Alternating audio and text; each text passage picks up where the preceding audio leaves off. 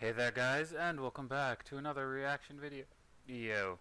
God damn it, the cola's hitting real hard there. Anyway, today we'll be reacting to monsters of Japanese mythology, because I honestly felt like I needed to brush up on a few before I read the rest of the Monster Girl Encyclopedia Volume 2 and get completely the wrong impression. Anyway, let's press play and see what's going to happen, shall we?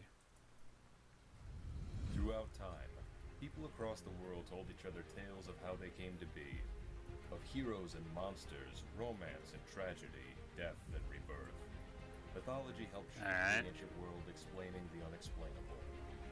This is Mythology Unleashed. Also, if you're wondering why it's so dark, it actually rained earlier quite a lot, and it's still kind of cloudy.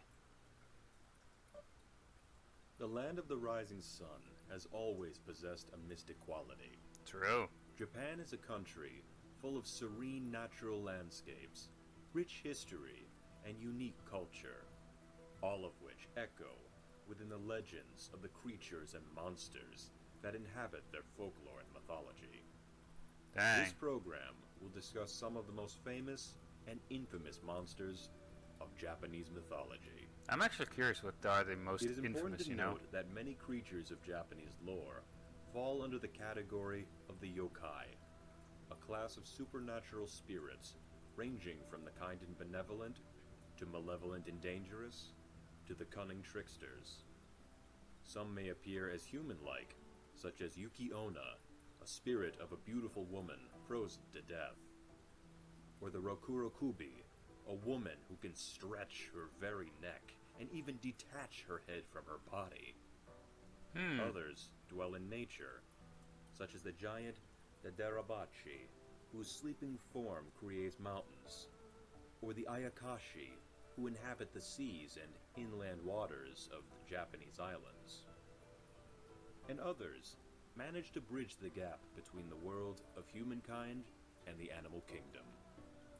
One such creature is the kitsune, a yokai that inhabits the body of a fox.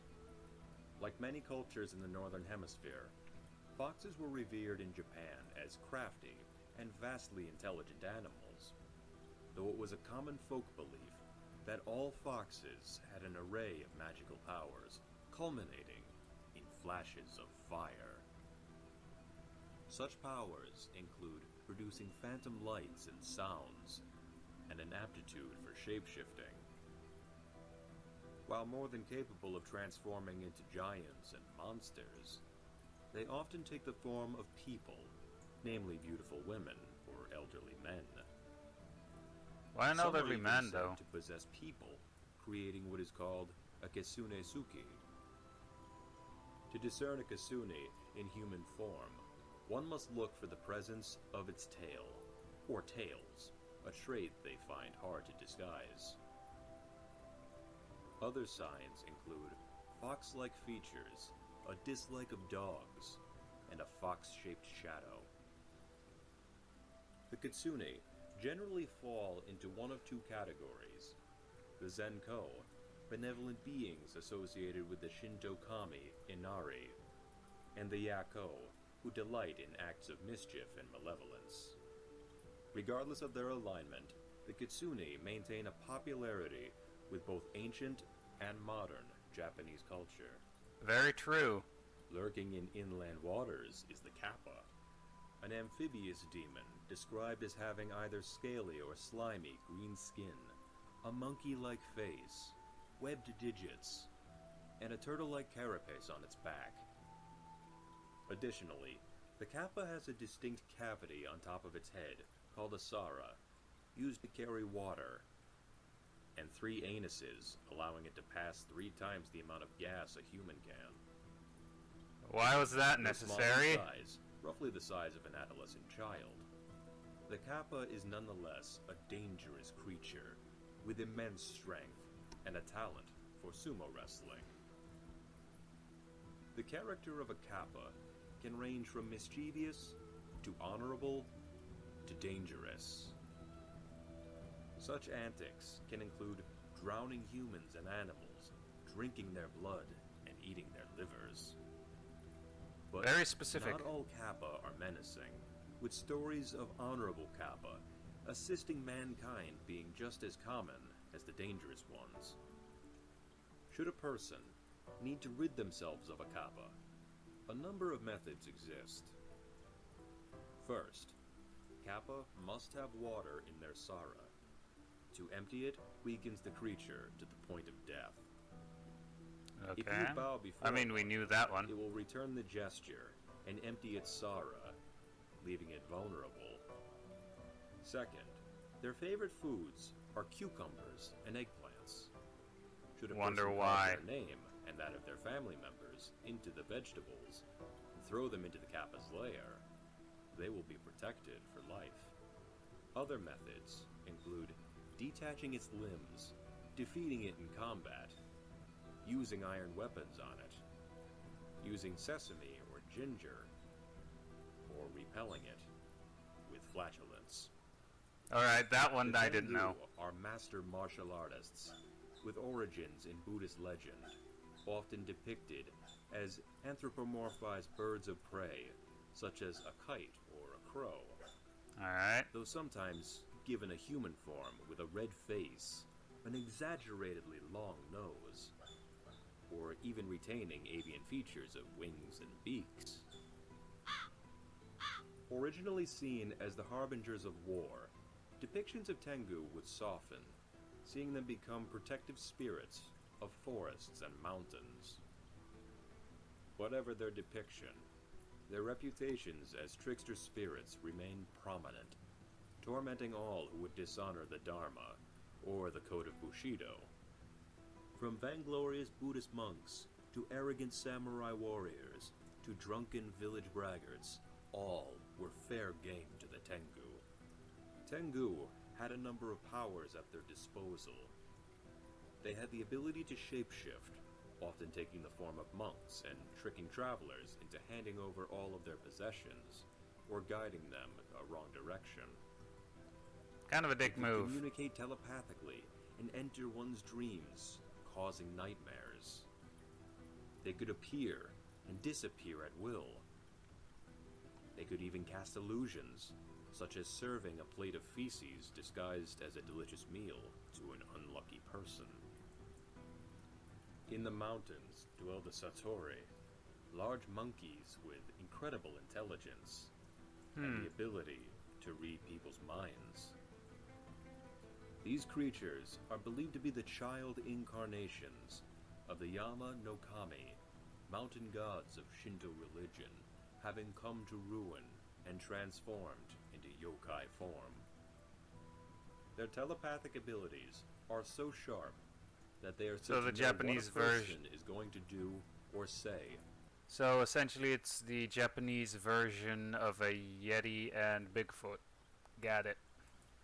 Long before the person I mean, performs from the the action. depiction anyway.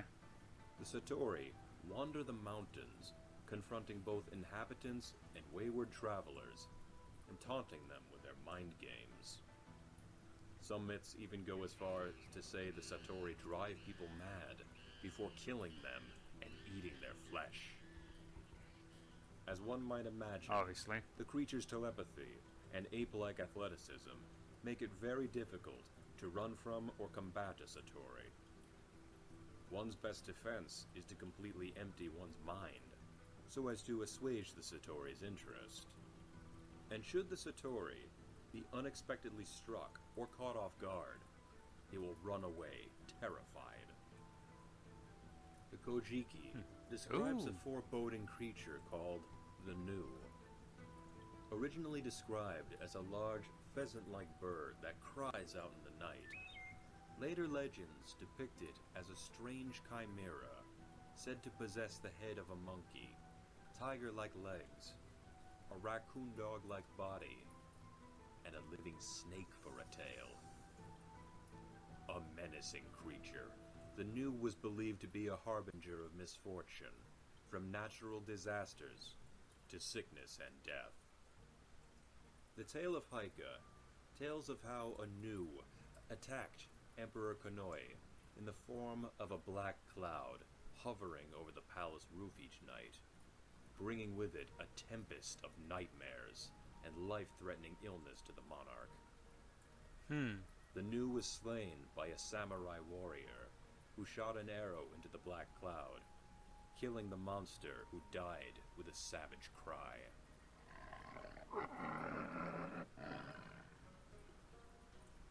Every culture across the globe has their own legend of savage giants.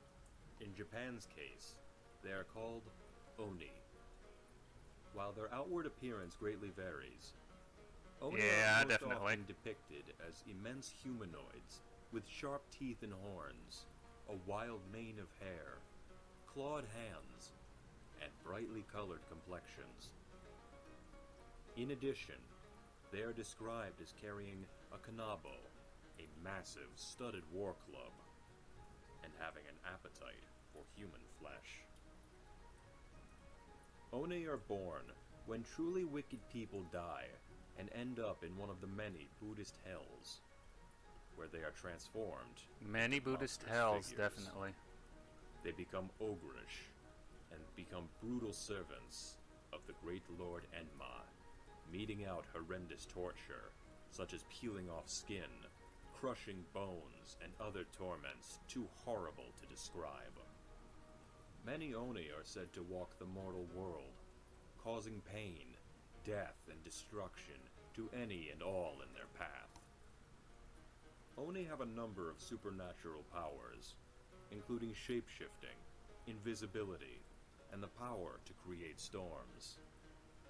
Oni are said, however, to be warded off with peas, as peas cause them to go blind. I thought those were Last, and certainly beans. not least for this program, is the Ryu, or Tetsu, the Japanese dragon. Similar in appearance to the dragons of Chinese mythology, the Ryu is depicted with a long serpentine body, antler-like horns, scales akin to a koi fish, clawed hands and feet with 3 toes, and long tendrils that resemble facial hair. As in other cultures from around the world, dragons of Japanese mythology are extremely powerful. And smart. In this case, revered as deities, distinctively associated with water, be it rain, rivers, or the sea. They are said to live in undersea grottos, or other secluded areas far from human settlement, where they hoard vast treasures and magic relics. While the dragons of European folklore are almost always seen as antagonistic monsters, the Ryu come in a variety of forms, such as the monstrous Yamata no Orochi that battled Tusanu, or Ryujin, the dragon that acted as god of the sea. No matter their origin or their alignment, Ryu were equally honored and feared by the people of Japan. Japanese mythology is filled with monsters and spirits of all shapes and sizes. Yep. They come in the form of nature-based yokai, trickster spirits, and savage monsters. These creatures, and the many others that fill Japanese folklore, continue to inspire fear and awe in the imaginations of people all across the world.